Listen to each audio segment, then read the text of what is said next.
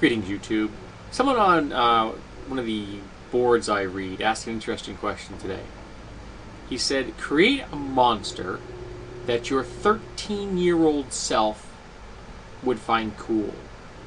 And that's an interesting concept. Because it's not just create a monster.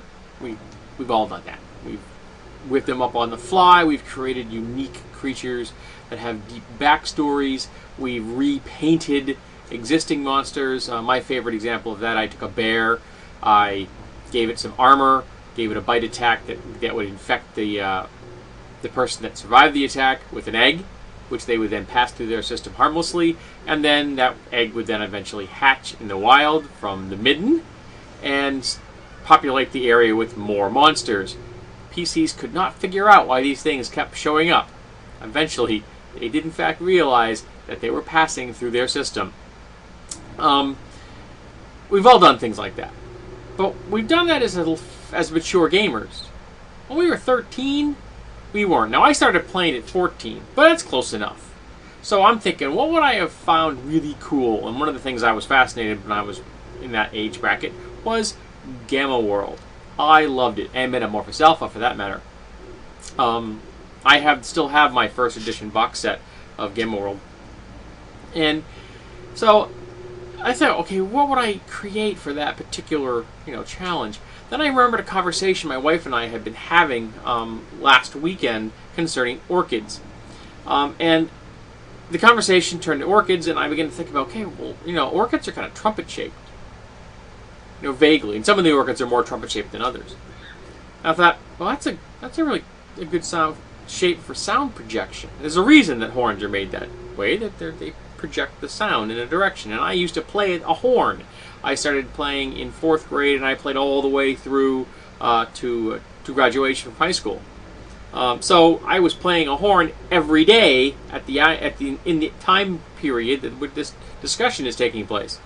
So I was thinking with my wife, I said, well, they could have a sonic attack. And I said, if there was more than, say, like a certain number, I said like 5, you can get a larger attack.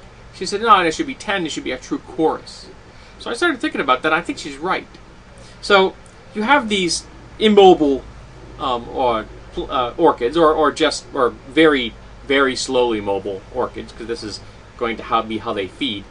And they project small beams of sound at a target if there are less than 9 of the members. So if there's 1 through 9, you get little tiny attacks firing at as individuals. They say they do a die 4 damage or something like that. But if there are more than 10 or more, then they can create a chorus. One concentrated wave of sonic energy, which then targets an area of effect and does a great deal more damage. Because in Gamma World, even first level characters are going to have a lot of hit points, because you get 1 die 6 per point of constitution. So you can have a lot of hit points at first level. So, at least in some versions of Gamma World, not all versions, I apologize. The earlier versions, the one I'm talking about, I would have played out when I was 14. So say those 10 produce a 5 die 4 attack all at once in the entire area effect. So it's not having to hit individual targets. You're getting one group attack, and then if there are more members, the damage goes up. Say just a +1 beyond that, to the damage, So you could have a whole large group, and say that they only have a max pack size of, say, 30 or something. You could have a huge concentration, and you can vary it easily against your party's strength by the number of orchids involved. And when they've killed a target, they then uproot themselves and move forward. They move very slowly. They have like a movement of 1. So anything that isn't dead can easily get away from them. This is why they kill them quickly, hopefully, in 1 sonic blast, and then move over, and then they plant themselves on the corpse and consume the remains therein. Sorry, cat was just making a noise. I think she's about to hop up here and annoy us.